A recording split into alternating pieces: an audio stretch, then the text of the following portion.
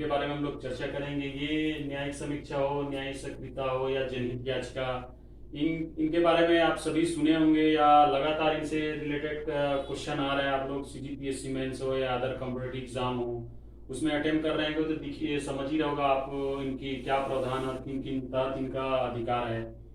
तो देखिए क्या है, जनरली देखेंगे आप लोग जब शासन व्यवस्था अपने दायित्व, विधिक दायित्व या जन कल्याण के मामलों में असफल हो जाता है या लापरवाही बरतता है या सरकार अपने संगठन और शक्ति को बढ़ाने में स्वहित में लगा रहता है, अपनी साधन शक्ति को बढ़ाने में लगा रहेगा, तो जन कल्याण के मामले जैसे शिक्षा हो, रोजगार हो, वेतन भत्ता, पेंशन या फिर सफाई हो या महामारी से रिलेटेड निराकरण का प्रावधान हो, ये सब क्या है अस्त व्यस्त हो जाता है।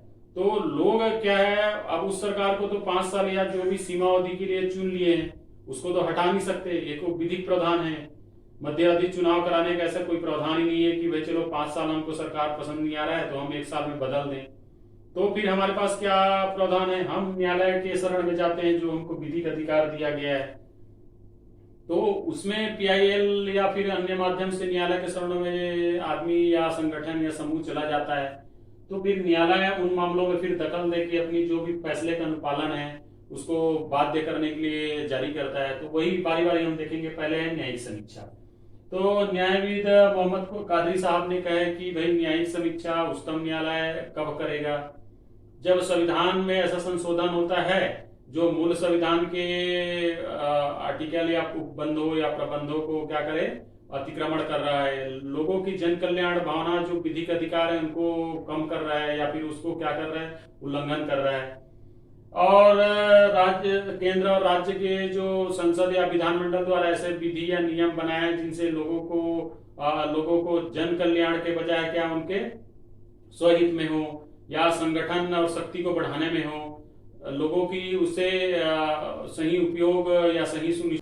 तो न्यायविद मोहम्मद कादरी साहब ने बताया कि न्यायिक समीक्षा किन प्रावधानों के तहत होता है। पहला तो संविधान की संशोधन हो रहा है और मान लो वह संवैधानिक संशोधन जो है लोगों को कल्याण या विधिक दायित्व या फिर संविधान में दिए अधिकारों या अनुच्छेदों को अतिक्रमण कर रहा हो के संबंध में न्यायिक समीक्षा करेगा न्यायालय जो है। दूसरा है कि संसद या विधानमंडल द्वारा ऐसा विधि या नियम बनाया जिससे लोगों को तकलीफ हो। अब जैसे हाल ही के देखें, संसद द्वारा विधि बनाया गया 3 कृषि कानून को, उनको क्या माननीय उच्चतम न्यायालय ने क्या किया, उनको एक समय के तहत उनको विराम लगा दिया अनुपालन के लिए। और तीसरा है कि जो भी राज्य या केंद्र सरकार के अधीन काम करने वाले या स्थानीय स्वशासन के तहत जो नगरीय निकाय पंचायत के द्वारा जारी आदेश, नियम, कानून, प्रावधान लोगों के मूल अधिकार या फिर न्यायालय के बातों को अवमानना कर रहा हो या फिर संविधान के ऊपर रह के काम कर रहा हो, तो वो संबंध में क्या है न्यायिक समीक्षा करेगा। 3 संबंध बताया गया है। अब देखिए क्या है, ये संविधान चूंकि हम अमेरिका से लिए हुए हैं, अनुच्छेद 13 में इससे पहले वीडियो में पढ़ चुके हैं क्या है विधि की प्रक्रिया के तहत। तो न्यायिक समीक्षा का ऐसा कारण क्या बनता है, तो इसमें कारण बताया गया कि यदि कार्यपालिका विधायिका क्या करे, अपने सही से दायित्व को पूरा नहीं करता, तो या फिर अपने ऐसे कोई नियम आदेश जारी कर दिया और क्या हो रहा है, उससे पब्लिक जो है उसे हलाकान हो रहे हैं, उनके जन कल्याण या अन्य जो विधिक प्रावधान है वो क्या न्यून हो रहा है के संबंध में क्या करेगा फिर। और दूसरा ये है कि केंद्र राज्य किसी मामलों में आपस में विवाद में लगे हुए हैं और उनसे लोग जो है प्रभावित हो रहे हैं, तो उन व्यवस्था को सुगम बनाने के लिए न्यायिक समीक्षा करते हैं। अब देखिए पहले बार न्यायिक समीक्षा दिखा रहा होगा कि गोलकनाथ के मामले में किया गया था, बैंकों के राष्ट्रीयकरण जो विवाद हो रहा था उनके मामले में किया गया था, केशवानंद भारती के मामले में किया गया था, बहुत इंपॉर्टेंट है, मिनरवा मिल हो गया। और नवीं अनुसूची में आर.एफ. कोहले साहब के याचिका से 2007 में किया कि नवीं अनुसूची को भी न्यायिक समीक्षा में लाया जाएगा। और अनुच्छेद 124 का जिसमें राष्ट्रीय न्यायिक नियुक्ति देखेंगे कि कॉलेजियम प्रणाली के द्वारा उच्च न्यायालय, उच्चतम न्यायालय के न्यायाधीश की नियुक्ति का प्रावधान है जैसे उससे पहले था। तो इसको 99 संशोधन 2014 में केंद्र सरकार ने क्या किया, इसको इसके लिए एक कमेटी या सरकार की सिफारिश पे नियुक्त सदस्यों के द्वारा नियुक्ति का प्रावधान था, लेकिन उसको क्या उच्चतम न्यायालय ने उन प्रावधानों 124 का और खा ग में जो प्रावधान है उसको रद्द कर दिया।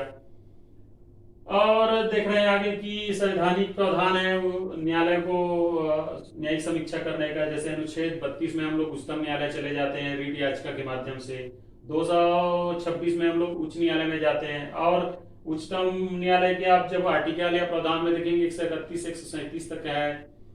और हम लोग देखें कि केंद्र राज्यों के बीच जो संबंध है, जैसे विधायी संबंध है 245 से 255 तक के, प्रशासनिक संबंध है 256 से 263 तक के, और वित्तीय संबंध 268 से लेके लगभग 293 तक का है। तो उन संबंधों में जो विशिष्ट अनुगमन है उसका भी न्यायिक समीक्षा करते हैं। तो ये छोटा सा टॉपिक था, इतना आपको 2 नंबर या 4 नंबर में लिखेंगे भी तो जांचने वाला बराबर आपको नंबर देगा इसमें। अब आगे हम लोग न्यायिक सक्रियता देखते हैं कि क्या चीज है न्यायिक सक्रियता जो है। तो जैसे हमने न्यायिक समीक्षा को देखा है तो उसी तरह से क्या 1970 के दशक में क्या है, पीएन भगवती साहब और बीआर कृष्णा अय्यर साहब, ओपी चिन्नप्पा रेड्डी साहब तो द्वारा ये चीज देखा गया कि भाई न्यायिक सक्रियता जरूरी है, क्योंकि इन लोगों की जो अतिक्रमण है संसद या विधायिका या उनके अधीनस्थ ब्यूरोक्रेट का, तो उसको कैसे रोका जाए, उनके या उनके अनुपालन को सुनिश्चित कैसे किया जाए। तो वही है कि ये लोग अपनी दायित्व या संवैधानिक दायित्व को निर्वहन करने में असफल रहते हैं या लापरवाही बरतते हैं। तो फिर सरकारी रूप से कि भाई आप संविधान या संवैधानिक तंत्र में इसलिए बैठे हैं कि आप उन कार्यों को करिए जो आपको दायित्व दिया गया है। यहाँ पे स्वहित या अपने संगठन शक्ति को मजबूत करने के बजाय जन कल्याण के कामों को करिए, लोगों को रोजगार दीजिए, शिक्षा दीजिए, उनको रोग नियंत्रण या महामारी नियंत्रण संबंधी कार्यों को पालन करिए, अपनी अधीनस्थ नियंत्रण या ब्यूरोक्रेट को नियंत्रित रख के उनको सहकार और पारदर्शिता को लागू करिए आप जो है, और पूरी तरह से भ्रष्टाचार समाप्त हो। तो ये सब मामलों में एक संवैधानिक विशेषज्ञ सुभाष कश्यप साहब थे, तो बोले कि न्याय सक्रियता कैसे और किस परिस्थिति में होता है। तो देखिए क्या है उसका ग्राउंड बताया गया, न्याय सक्रियता कैसे होता है। तो सुभाष कश्यप साहब ने बताया कि यदि हंग असेंबली हो, भाई मिलीजुली सरकार हो, तो क्या है किसी का 1 सदस्य है, किसी पार्टी का किसी का 2 है, किसी का 4 है, तो वो अपनी अपनी हित और अपनी अपनी स्वार्थ की बातें सरकार में रखेंगे लोग। अब सरकार उनकी बात नहीं मानेगी तो क्या करेंगे, 1 या 2 सदस्य वाले समर्थन वापस लेते हैं तो सरकार गिर जाएगा, उनकी संगठन शक्ति खत्म हो जाएगी। तो उन मांगों को या उनके जो अवैधानिक मांग है, इलीगल मांग है, डिमांड है, उसको संविधान से परे रख के पूरा करते हैं लोग।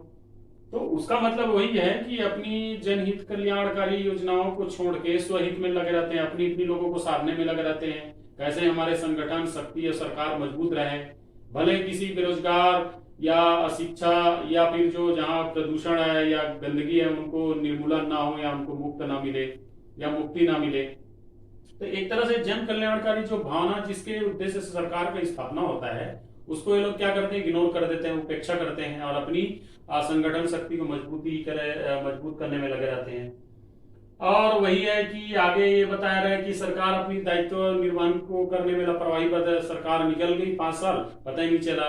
क्योंकि देखिए किसी भी चुनी हुई 5 साल सरकार यदि 6 महीने साल भर के बाद काम अच्छे से नहीं करता या जो अपेक्षा करके हम लोग उनको चुने हुए हैं वह नहीं करता, तो ऐसा कोई संविधान में अधिकार नहीं है कि फिर पब्लिक रीपोलिंग करा दे और पूरी सरकार को खाट पे फेंक दे।